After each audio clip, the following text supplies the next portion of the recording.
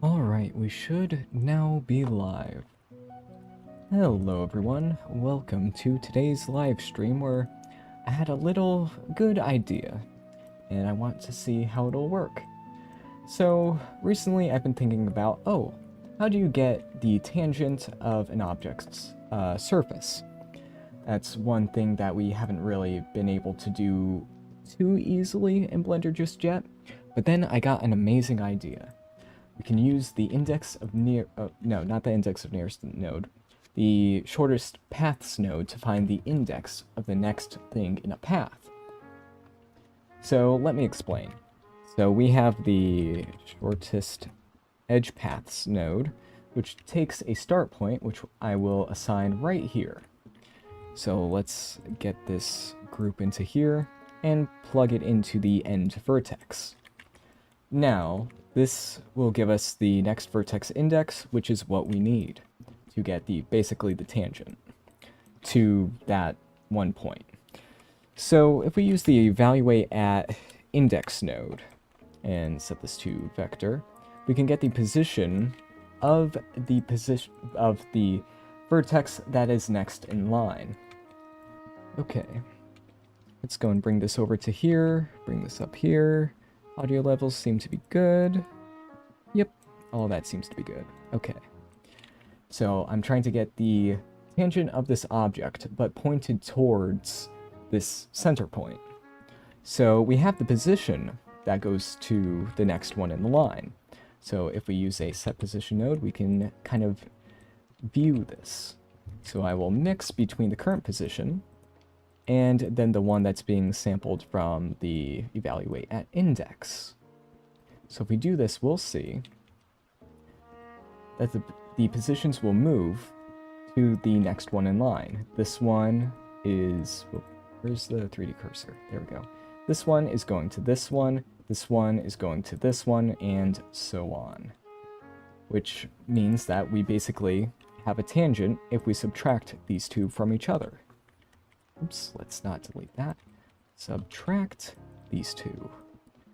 So now we have a tangent that points towards, with the shortest paths node, to the center point that we assigned. I'm now going to store this on the object. I'll just call this tangent. So this is an easy way to get tangents. They're not UV map aligned, which would be nice. There was a plan to add that at one time, but that didn't really come to fruition. I did make my own version using the sample UV surface node, which that live stream is still up, sample UV surface, where you go and offset the UV map by a little bit and then sample the position like I do here, and then subtract and then go on. This one is very computationally expensive, but it does work, except for when it comes to the seams. Then it kind of breaks down a little bit.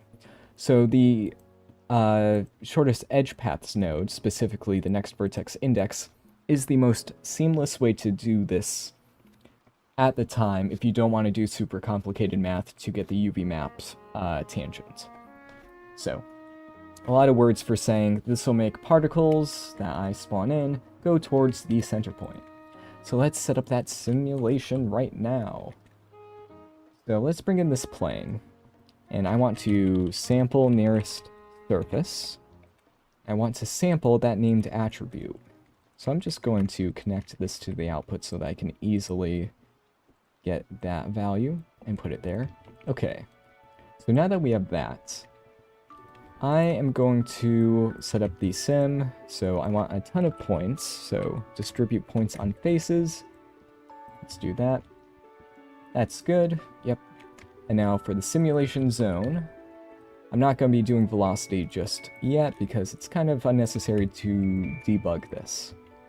So I'm just going to use a set position node and scale the normalized tangent. So normalize, need a vector math node, and then set it to normalize, and then plug this into here. We set that to 0.1, we should see. It works! Okay, that's good. So if we do that, we can see that all the particles will try to go where it's supposed to. Because that's how the kind of tangent works, in a way. Now, I don't know why. I think I may have 2 origin points.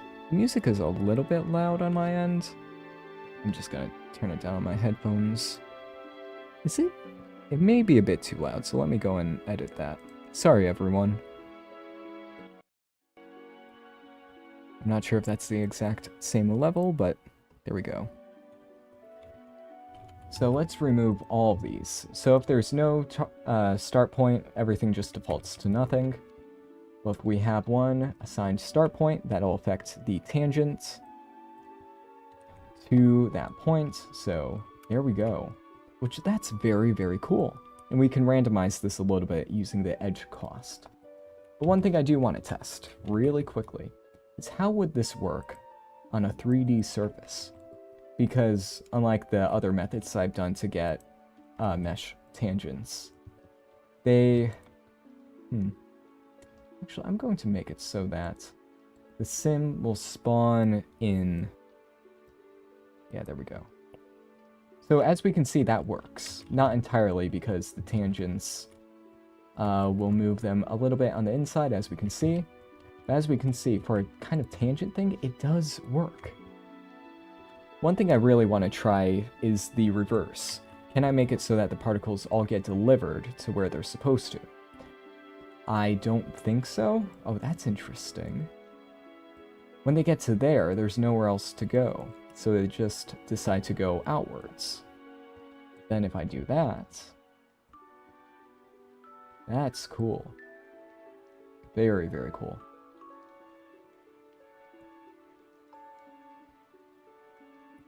So yeah, I think I'll implement the velocity to... And also, I'm going to delete the plane in edit mode just so that I do not get confused. Here, and let's reset this back to 0, 0. So once again, getting the tangent to that start point is really good. And for this to work on a 3D object, I'll need to make it so that all the particles stick to the surface. But that's not all too important at the time being. Okay, oh, right, I need to subdivide the plane. There we go, and add back in the go towards this target point. There we go. So if I add in a random value to the edge cost, this will make it a little less... Yeah, there we go. It's a bit more random, a bit more organic looking. But then, one other thing is if I set it to be the opposite, I can make it so that it has to take the longest path. Which I forget what the right combination is for that. I think this is close. Oh, some of them get stuck in orbits, I think due to that, you know, pseudo-orbits. So I'm just going to stick with the algorithmic version, because I'm going to implement the velocity, and see how that goes. Let's see. Velocity. The thing I've done 1,000,000 times at this point, but it's necessary every single time. There we go. So I want the velocity. I'll scale it down a little bit just so that it doesn't keep adding to itself again and again. So if we do that, I think it will be going, yeah, a little bit too fast. So I'll need to reduce it by a bit. There we go. Oh, that's just a tad too slow.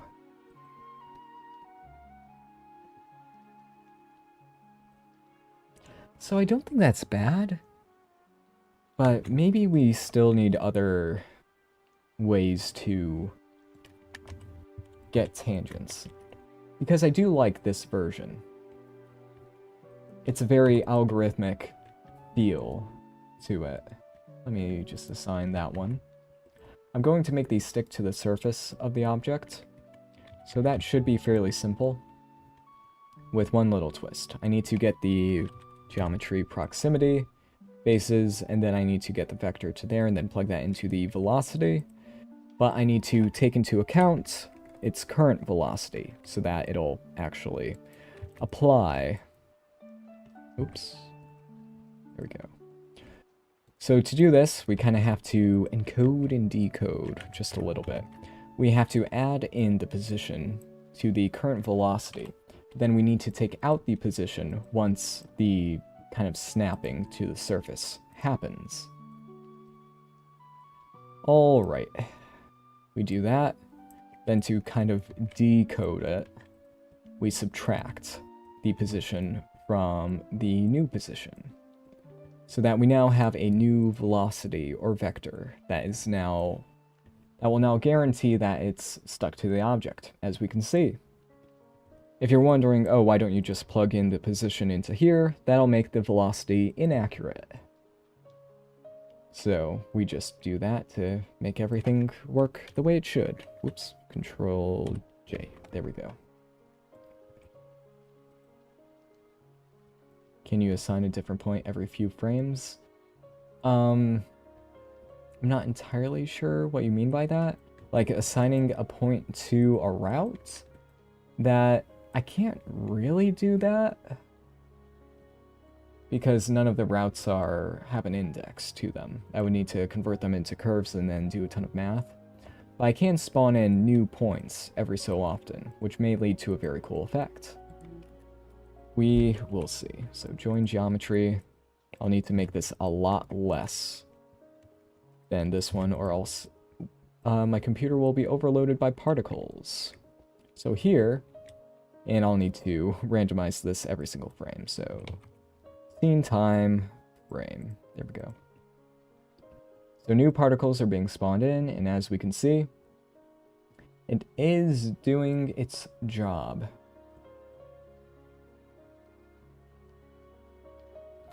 Actually, I want to go and make this look cool. So I'm going to instance on points. And I'll need a mesh for that, for the kind of shader. Let me just move it over so that the origin point is right there. Let's go back to here, bring in the other plane. They all have the name plane, which I do not recommend. But at the moment, I'm just speed running this. It's 2.2 or so. I need to get the velocity to align the planes to that. Align Euler to vector. Now we plug this into here and it should work, but it might need to be reversed. I'll just go and do that so that it's easier. And then we need to get the length of the velocity to plug it into the scale. Now, ideally, I would make it so that it's only on the z-axis, or the x-axis in this case. But I'm not sure if that's 100% necessary in this case. So now that we have that, should be good.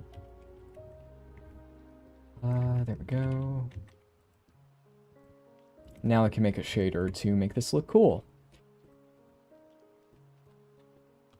I will start playing with more ways to get the tangents. But for now, I just want to play around and make this look cool. Before then, UV map, separate XYZ. Yeah, I'll just use the color ramp method. It's simpler. The nodes aren't as compact this way, but it is simpler on the brain. That's what we're doing this for. We're making this simple on the brain for the time being. What I meant was to change the endpoint so that they swarm to another place on the mesh. I could make multiple endpoints. I need a math node here. But I can't dynamically assign it to like different endpoints for all of these. Because these are following the mesh tangent. In each vertice, it has a tangent assigned to it. So this vertice cannot have multiple tangents assigned unless I add in a named attribute for every single one. Which, as you can imagine, wouldn't be the best. No, this should multiply. Yeah, multiply. And let's use a power node to make the emissive material look better. And then emission, transparent, other way around. Just trying to make like a gathering energy effect. On sphere, let's set this to alpha blend. Change this to dark. There we go. Let's get rid of that light. There we go. So yeah, it looks like I will need to edit the scale on the other axes to make it look better. But for the time being, this is not too bad. Actually, let's go and do that on the mesh. So there we go. We can see the path that these are taking. What if I set this to linear? That would probably look much worse. Materials are really annoying for me in geometry nodes. If you're doing simulation nodes, materials do not work. So if that's what you're referring to, that is not a fault of your own. It's kind of a semi-bug in the system. But for assigning materials in geometry nodes, that's pretty simple. You just use a set material node outside of simulation nodes because that does not work yet.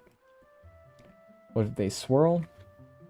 They could, and that's actually another way to get a tangent. I'll just showcase this. So this will be sim.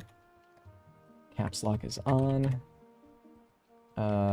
Which one is this? This is trail, kind of. And then this one is... I'll just leave it like that. So one way to get a tangent is take the normal, which this is the usual way to do it, and then you cross product it with a certain value. In this case, because this will rotate the normal by 90 degrees, essentially. And then, there we go. This is making them spin across the sphere. But as we can see, that tangent is the same everywhere. So because it's only on the z-axis, that's doing that. For UV maps, again, I'll showcase how to do UV tangents. So this will be axis tangent, tangent. Sorry, I'm tripping over my words. I'm just going a bit fast. So index of nearest tangent. Index, there we go. Index of nearest tangent, axis tangent, and then the last one will be UV tangents.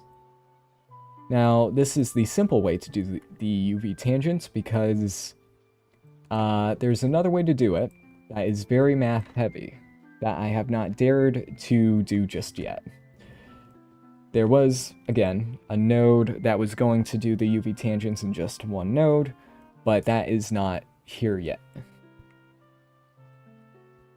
Sample UV. Okay, so I need the UV map of the sphere. And then I just need to add the littlest amount on one of the axes, on one of the UV axes. So there we go. Source UV map, and then sample UV. I think that's how it's done. And then the value we want to sample is the position, just like over here. And then we just do this part. Let me move this over. So we do that, and now we should have the UV tangents. But again, this is fairly computationally expensive because the sample UV surface node is heavy. Very, very heavy. So this will be UV tangent.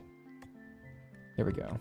So now we should see that the UV tangents are working. Actually, we can visualize this in the shader editor. So let's have a new material, get the attribute, and this will be tangent. Let's take a look. And I did not store this on the face corner, which is kind of recommended. There we go. Now we can see the tangents at work. We can see that the seams, they're broken. That's just a result of using the sample UV surface method. But as we should see, as I go and rotate the UV maps, the vectors, they're a little faint. So let me hide everything else. Those rotate as well. So that means I can rotate where these are going. This is extremely useful in many, you know, particle simulations and other simulations as well. But I need to find a method of making this that won't have the little seam errors, which I know there is a way, but it is very difficult with the vector math because essentially you have to rotate the normal vectors to be parallel to the surface, get that offset, then rotate those, no. You take the UV map and the offset the UV map would have, and then you need to rotate that to align with the surface, which is very difficult to do because my brain is not that math focused. But if you don't want to do all that, that's how you do it. So here we go. UV tangent, that's how you do this version without doing a ton of very annoying math. Index of nearest tangent, and I spelled that wrong. Just realized that. So again, this one will mean that all these will try going to 1 point. I really like this one because, like with the UV tangent, it might be a little difficult to... Actually, no, that should be doable even with the UV tangent. But here you can get the very algorithmic look of it. And then there's the axis tangent, which you just take the normal of the object, plug it into there, wait for the cache to reset, and then you can get it going on one axis. Now, one cool thing that I kind of want to do is use a noise texture for the axis. Just for fun. Because depending on how this works... Oh, that's cool.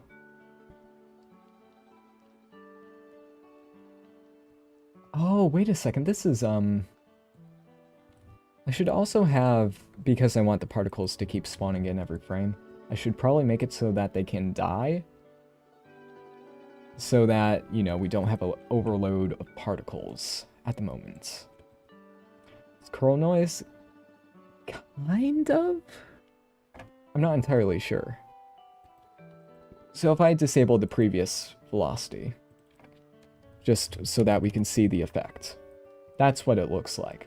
The particles are just being offset depending on the tangent that we currently have. Let me go and change the noise value to be bigger. There we go. So here we can see that happening, and then they end up in these kind of swirls where the noise kind of converges in a way, in kind of a way. Now, if you're wondering why don't I just plug in the noise into there, that will kind of work. But as we can see, they're not making those spirals. That's because the noise will just move it in a direction, and then there's the stick to surface math that I put in there. But having it so that it has to rotate along where the normal is, that gives us a much, much cooler effect. One thing that's annoying me just a little bit is that the trail doesn't seem to be long enough. Let's see. No, it is long enough. But I think because the trail, like part of it is kind of fade, like the transparency is there. There we go, that's better. Now we can see it just a bit better. Even though I don't like how big that is compared to what's actually in the scene. Alright, let's turn up the speed. There we go. So yes, let me implement the particle deletion nodes. Man, we have quite a few people here on a Friday evening. Very interesting. I would think that people would be out and about at this time on a Friday, but hey, glad you're here to learn about tangents and their various uses. Yeah, I am considering trying out that tangent math, but we already have a UV map method, and it would probably take me hours to figure out the proper math for that, because you have to rotate vectors and all that. So while I was talking, I just set up the age deletion for the particles. So just a value called age that goes up by 1 every single frame. and then they get deleted like that if the age gets too high. I should probably make this 30 frames per second because that is what the stream is. There we go, that's a bit better. Makes it feel smoother. So this is age, and then this one is death. There we go. Okay, and now I can up the particle creation count. There we go, that's nice. Even though I think the shader should be, you know, the color should be a little bit better. Oh, that's cool. And I need to turn off viewport denoising. There we go, that's better. I do kind of wish that the trails were a bit bigger. Oh, wait a second, the velocity is not happening like the previous frame's velocity. That's what was missing. Okay, there we go. So this will restart. Ah, there. Yep. A bit too much, in my opinion. Yeah. Maybe I'll turn up the dampening by a bit. So here we can see the velocity is being taken into account. And then they go into their kind of vortices. And then that happens. They go and die. But that's really cool. I really like that. In terms of everything else, I think that's fine. Like, the scale is being determined by... I'm going to separate this so that's only on the x-axis, or the length for there, and then I can set this by myself. There we go. That's better. Like, I really should rotate this so that's on the z-axis, but it's fine for now. But yeah. I don't see tangents being used all too often with simulation nodes, so I hope that this can change that up a little bit. So here's just wind across a globe, working normally. Here is wind across a globe with turbulence. Like, we can kind of envision this in a very dumb way as like high pressure, low pressure, but it's not mathematically accurate. It's just a crude approximation of it. So there we go. Oh, that looks beautiful. Now, if I really wanted to, I could set up a proper trail system, but I've done that so many times, I'm kind of really burnt out on doing that. And then it would look even better, being able to see the trails even after they've gone on. But yeah, let's set it so that there are so many vortices in here. Looking a little bit like the sun. Not too bad. What about more detail? With it being bigger. So, lots of detail. Lots of roughness. And the good thing is this only has to calculate once for the axis tangent. Because it's on this object. And then it's just getting referenced. So it doesn't have to update for every single time. Which is really, really nice. Okay. I like it. I do want to try this with even more particles, but I'm a little worried that I'll start lagging. Blender cannot handle too many instances at once. As we can see, we're at 20 frames per second at the moment. Yeah. We'll save that for Unreal Engine, having millions of particles at once. How many instances do we have? Because that's the part that lags. Yeah, it's not the simulation that's lagging us out. It is the amount of instances with alphas on it that are overlapping. So let's go into the spreadsheet real quick. We have 12,000 instances. Now, my Blender... my computer, I should say, usually lags out when there are 20,000 instances on screen at once. So let's try that. We should see... Oh, yep, there we go. So I'm not sure if this is the simulation that's lagging or my viewport. Well, there's the viewport. But yeah, how many do we have now, spreadsheet? We have 31,000, okay. Oh, wait a second. Okay, it only lags when I have them highlighted. Or no, I think it's the outline rendering that's doing it. So yeah, that's what's happening, just because it has to calculate the outlines for every single one. Okay. Do you need the alpha? Well, dang it. Way too many, way too many, way too many. The look from inside the sphere looks amazing. Yes, it does. Let me go back to the trail. I'm going to change the color to be more of an orange. Yeah, that looks cool. Oranges and the blues. Now look at that. Like, let's stick a camera inside of the thingy right here. So right here, do. There we go. And now let's make the field of view. Oddly enough, that makes it look like a cube. For some reason, my brain is saying cube when it sees it instead of. I feel like I need to implement trails. I don't like saying that, but it feels like it's necessary.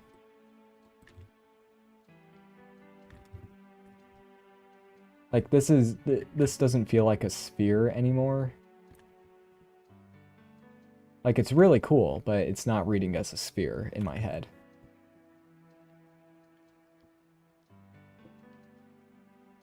Yeah.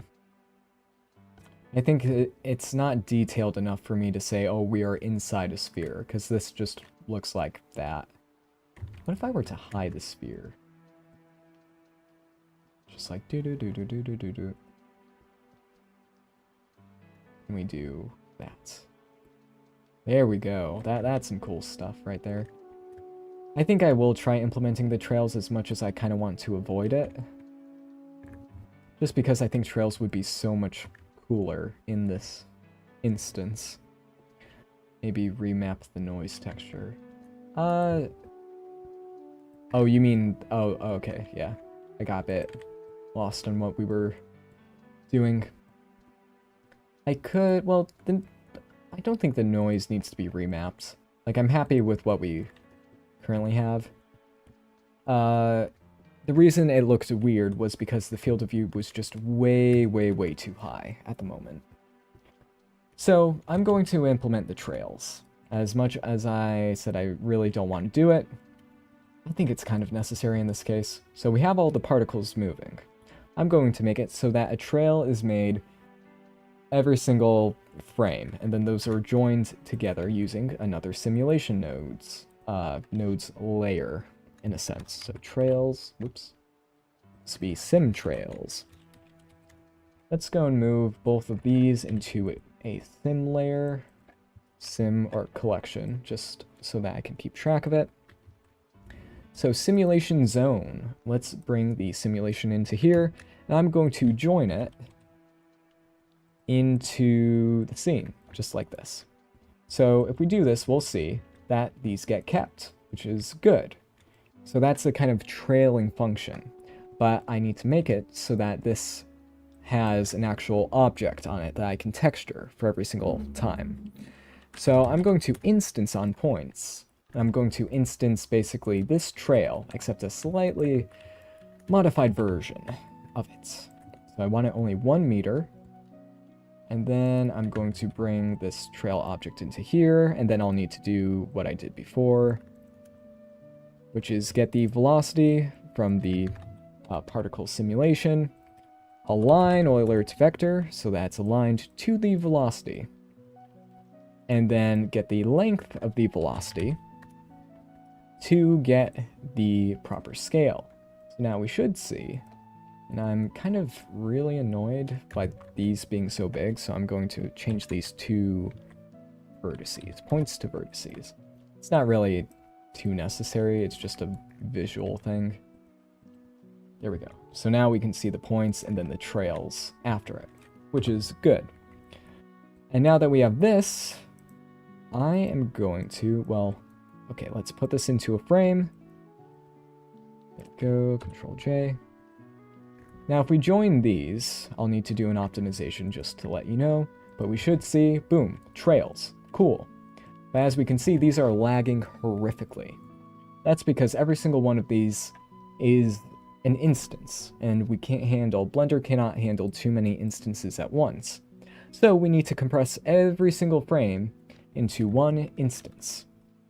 So I'm going to realize all of these instances per frame. So as we can see here, these ones, all of them will be realized into real geometry. If we do that, it should be faster, but then it'll start lagging because there's so much geometry. So we convert them back into instances so that each frame of the trail is treated as their own separate object. There we go.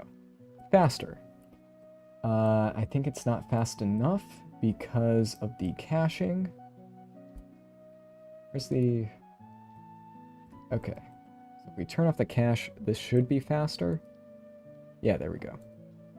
So I recommend turning off the cache when you're doing trails because it gets a little heavy, a little fast. So there we go. Okay, so let's put these into the frame. And now it's time for the shader, because the trails are essentially done, even though I should make it so that they have the same thickness every single time. There we go. So this will make it so that they all have the same thickness no matter how far they're going. And it is working. Yes, it is. So now I just need to go into the shader editor and duplicate the shader. But because materials do not work with simulation nodes, they just get chopped out because of, like, they're redoing the material system and they couldn't adapt geometry nodes in time. So I need to set the material in post. So material 03. So now we should see. There we go. Nice. I should really make it so that the trails have a lifetime to them so that they will auto-delete. And then I can do some other things to make it look better. So to make it so that there's an age value and then a deletion like I did with the particles, I'll do this, but it needs to be on the instance, not the points. So named attribute, this will be age I for age instance. There we go. I'll just put that name in both there and there. Add by 1. I want these trails to go on for 10 frames and no longer. Oh, there we go. I want this to be greater than 10. So if the age gets greater than 10, the trail part will delete, saving us a bit. There we go. Isn't that better? Isn't that so cool? It looks amazing. Now, I do need to implement a few things to make like it fade properly, but that's for, I'll handle that in a bit. But for now, I need to work on the shader a bit. For one thing, it's too bright. Let's lower the brightness by a bit, because it's just way too bright. I think an add shader is better in this case, so let me do add shader. Then this will just, we'll use a multiply to control the power. This will make it so that if the mix gets set to 0. Ah, there we go. That's what I was meaning. With the mix, we don't get the overlay effects working as well, which actually, because these trails are not all joined together, I think we may want the mix in this case. We'll see. We will see. But for now, it's looking pretty cool. We get to see all the kind of vorticity maps, I guess. And now the trails are intersecting with the mesh a little bit, so I could just go and scale down the visual mesh. So I'll copy that and then just scale it down by a bit. For the shader, let's see.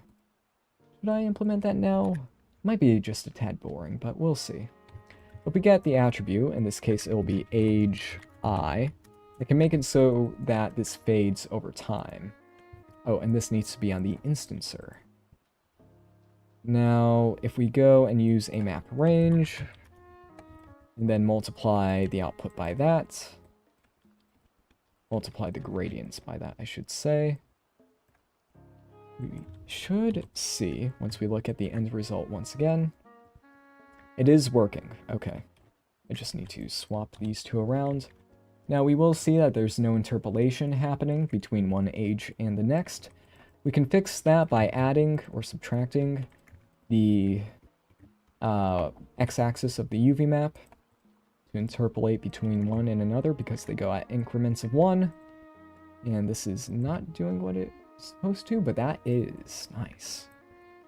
This would be fixed if you did a different trail method where the geometry was all joined into one, but for the sake of speed, I'm doing it with this method.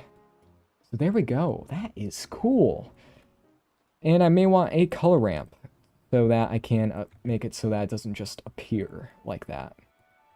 So there we go. Trails in a very, not the best method, but a fairly fast method. Not the best because you need to do a couple of workarounds for it, but it should be good enough for 99% of the things. Well, 75% of the things you'll need on particles.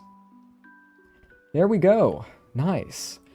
I want to make them last for even longer. So geometry node editor, let's extend the lifetime, which unlike in humans is very easy to do. Here. Now it is lagging a bit. Yeah, so maybe that was a bit too much. It's fine. I think it's just because of the alpha layers overlapping. Makes it a bit more difficult. Okay, so other things I can do. I can assign a random value for each particle, which means that I can give these all random thicknesses, random colors, and all that, which could be very, very cool. So let's go and do that. So trail,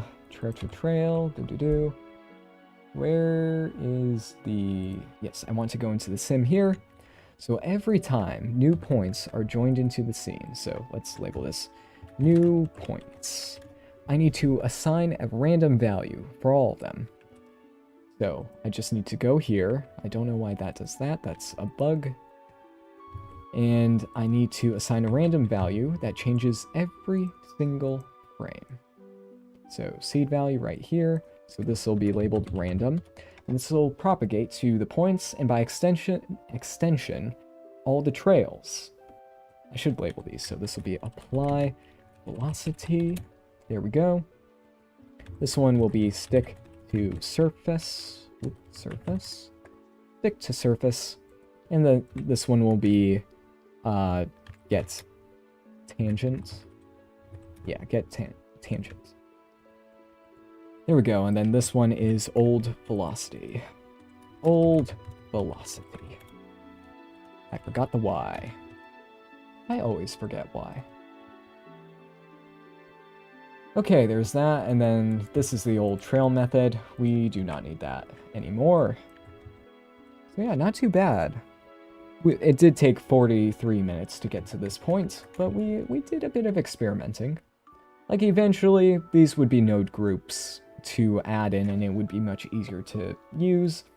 But that is further down the line once I find a robust system for collisions, because those are extremely difficult to figure out with this velocity-based approach. But yeah, so that is how you do this kind of trail effect. Oh wait, I do want to, let's go back to the plane. We don't need that. Let's go back into here and look at the original nearest of shortest path tangents. Let's take a look. There we go. That's pretty cool. Now this one does not have the UV map error, the UV tangent error that this one has. So all of them will do, you know, do what they should normally. So that could be really, really cool, just seeing all that happen. Nice. Let's go back into the trails shader right here. Where... Do I have the right object selected? I do not. There we go. So now let's get the attribute, which is random, which is on the geometry domain. And we should see it's working. So now we can go and put that into our particles to give them all a random color. So here we can see this is like that. What's a good color scheme? Oh, and also, I almost forgot. Turn on high contrast to make your colors look better. Because I do not do compositing. That's one thing I kind of wish I did, but I do not at the moment. So there we go. We have this very cool graphic. It's still lagging. I think that's just because there's so many alphas going on at the time and yada yada. But yeah, that's it. And it's cool. I'm almost wondering, with the trails, if I should make it so that the velocity is like that. Because I think, yeah, it looks better when starting out. Like, they won't align perfectly, but that's already happening because of this trail method. So I should just vector math multiply the x and y, so that I can decide how it looks. 0.25. So I could make it like that, but when they start out, it just makes it so that they're thin, and then they get moving. To keep it from looking like they just spawn in. 5. These colors, I don't really like them anymore. I think just because they're so, like, when you zoom in, it looks pretty cool. But when you zoom out, it just kind of merges into one, which I'm not the biggest fan of. That's, yeah, I'd say that's pretty good. Looks like an energy core. Or wait, I could make this kind of like a Death Star animation. Make it green. Well, no, not really. Let's go back and play with the tangents. Go back into the geometry node editor. Let's add in the random value again to the edge cost. This will give us a different pattern. Now this one should give us, oh, that's good. That's really, really cool. Now I do have something like this on my Gumroad, which uses curves to do this instead of, you know, spawned in particles, which is much faster, but again, the particles aren't there, so it's more limited. That was made before simulation nodes, obviously. But for an actual particle effect, this isn't bad. Another thing I might want to do is make it so that the particles don't have to be stuck to the surface entirely, that like they're kind of suggested to go to the surface, but they don't need to. That may add some depth, pun semi-intended, in the simulation. I set this to -1 as well. It should give us another style. So many styles. Looks so cool. Again, with that kind of vorticity happening. 0, -1. Ah, this is the longest path, I believe. That's cool. So many possibilities with tangents. And let's try the UV tangent again, just to see how that works. Again, this is the UV tangent that breaks at the seams, because this is the simplest way of doing it. It's a little hard to see because they're all so uniform, so you get a ton of lines that look a little hard to see, but that's fine. If I go and, again, rotate this. Actually, if I had the monkey head, I think that may... Oops, sorry. That may be better to demonstrate this. Let's add in the monkey head. Do it like this. Let's also subdivide it. Shade smooth. Not necessary for this, because it's a simulation. But here we can see. That's the power of UV tangents. You can tell them where to go a lot easier. It goes across the surface of an object. Now we can see the error where the seams are happening here. They should just go across because that's where it's showing and then get picked up by the other part of the UV. But because of the error of using the fast UV tangent method, they just decide to go perpendicular. Not recommended, but it's good enough for what we have here. So let's swap out the tangents for these again, just to see how the rest of them look. So let's view the kind of turbulence version, which is very, very cool. And then for the next vertex index one, or shortest path one, as it's also known as, we do that, assign a vertice for all of them to go to, and we should see, boom, it works. Now, you should see on the eyes, it's not quite working because the eyes are disconnected in this case.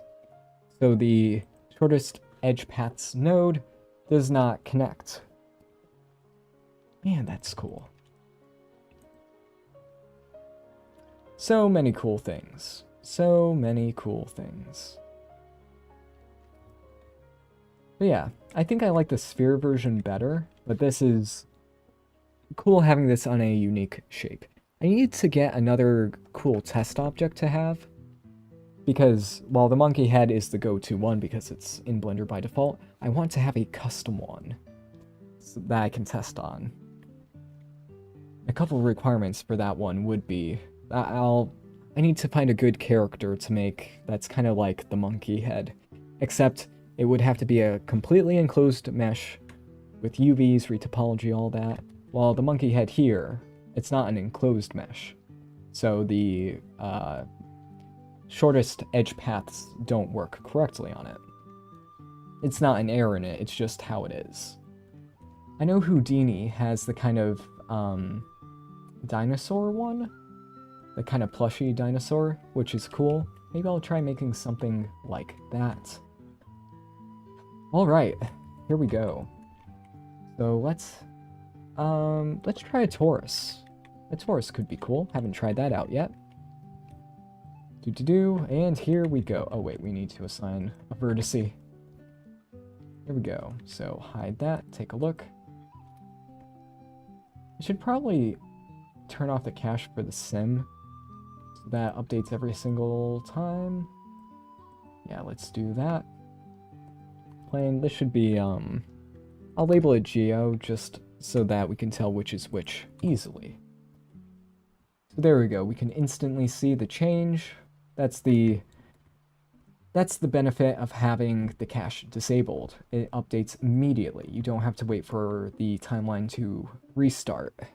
I can feel my voice going a little bit, and it's almost an hour, so I'll have to end soon. Anyway, oof. Here we go.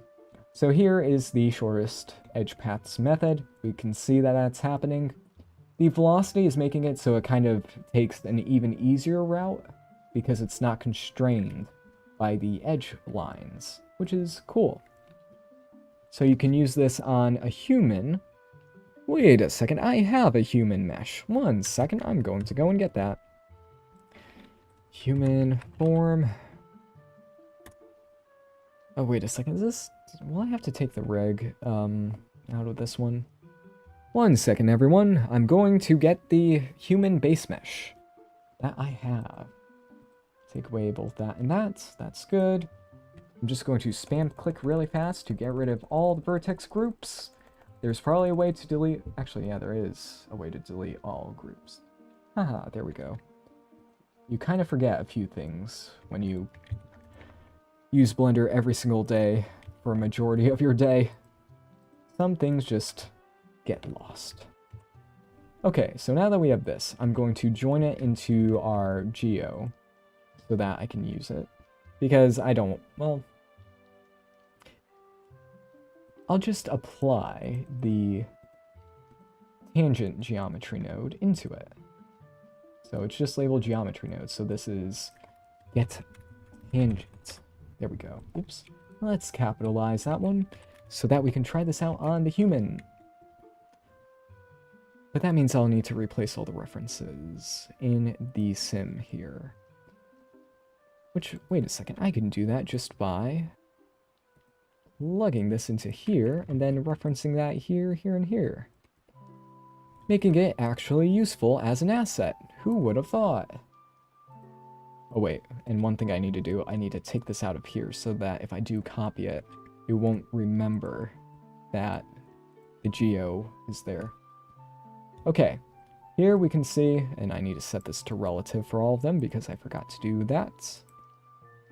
I need to assign One group vertex. I'll have this right at the tailbone.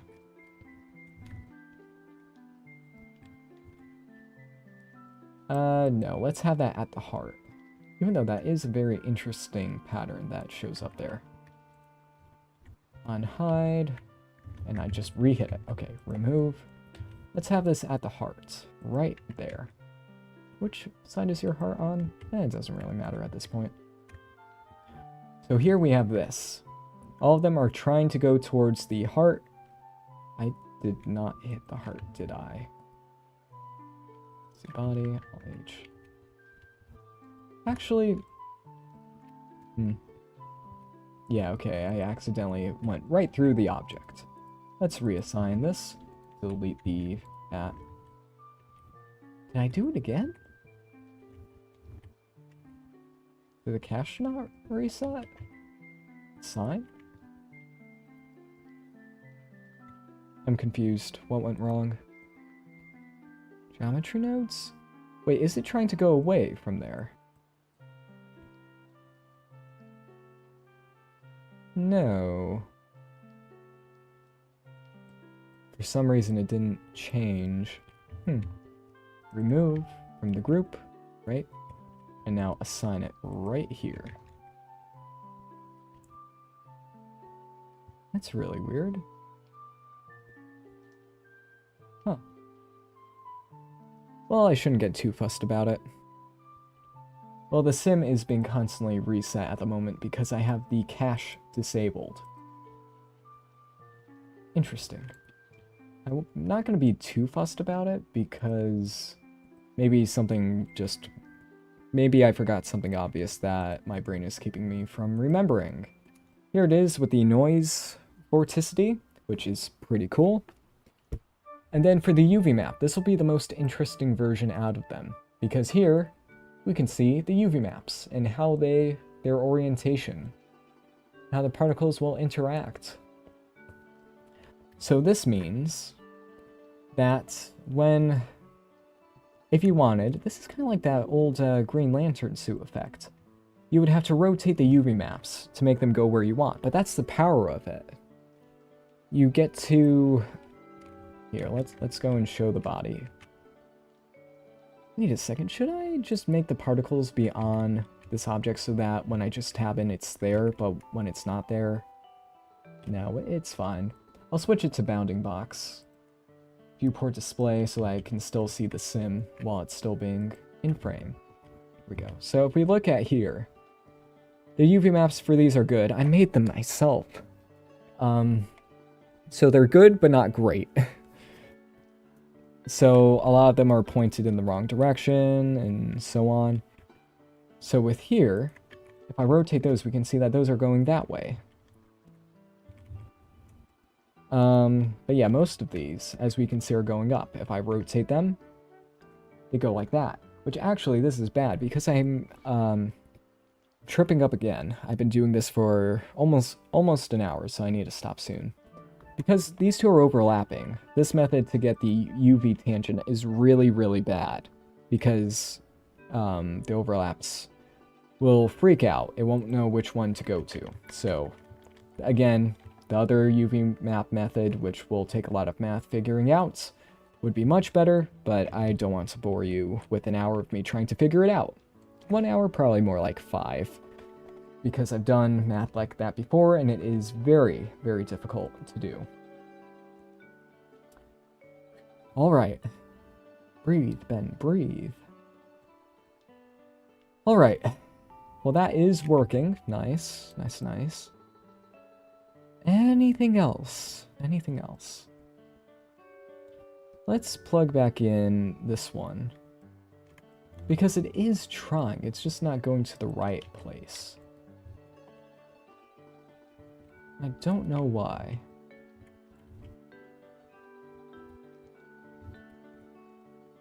Let's try this, where I assign it to all of these.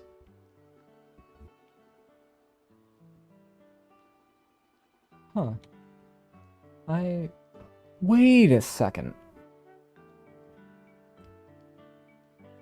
Wait. It's not that. Wait. Did I need to plug that into there this whole time? No, I didn't. No, I didn't. No. So something's wrong. I'm just having a hard time seeing what. It's a Ben problem. That's my name, by the way.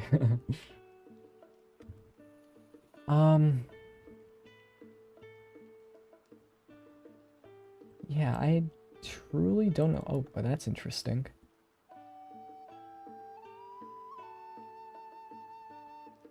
Noise looks so static. You should animate it using 4D. 4-dimensional noise is extremely expensive. 3D-dimensional noise is expensive as is. Having another dimension on top of that is really expensive. So I usually try to stay away from it. And with this, I could make it change by, you know, just moving it up. By it being baked beforehand, or not baked, but calculating before the simulation starts, that's really cool. I've done this before. What was I saying? This only gets calculated once, and then referenced by the simulation. But if it keeps changing, it'll calculate every single time, which will make it more expensive. Which in some cases you may want. In some cases you won't. With the UV map method, I would be able to unwrap it with a projection like this. And then, if the character were to deform, it would keep the tangent working correctly. For a kind of Star Trek style effect. Still don't know what's up with that. But I don't want to get hung up over it. So there we go, that's it. So yeah, I'm just going to go and play around with the shader just a little bit.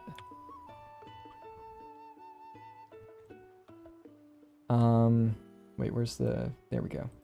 I like the blues. I always like the blues. No, the reds. Ooh, purples look cool. I'm going to plug in the noise vorticity again. Let's plug this back into there, and then that back into the main thing. There we go. So now we have that. Then if we turn up the noise, we can see that it is being affected. I think the noise being at 5 gives a interesting effect. Let's change that up to be even more. Even more. Oh, I like when it changes. That looks cool, because it's like do-do-do, do-do-do. So trippy. Actually, let's try that. Having the position, and then having it move up over time. Scene time. Scene time. Vector math multiply. I'll do this on the seconds this time. Are the UV islands rotate the wrong way? That wouldn't be a problem with this one. Oh, that looks cool. Okay, so we can see when the noise, since the noise is going down currently, when the velocity aligns to where the noise is moving, we can see it kind of gets boosted, which is very, very cool to see. I think the trails are lasting too little. So let's go and update that. Sim trails, extend the lifetime to 35. Let's go back to the shader editor, trail, and make sure this accommodates that. So 35. There we go. It's actually not as impressive that way. So let me go and undo that. Geometry node editor.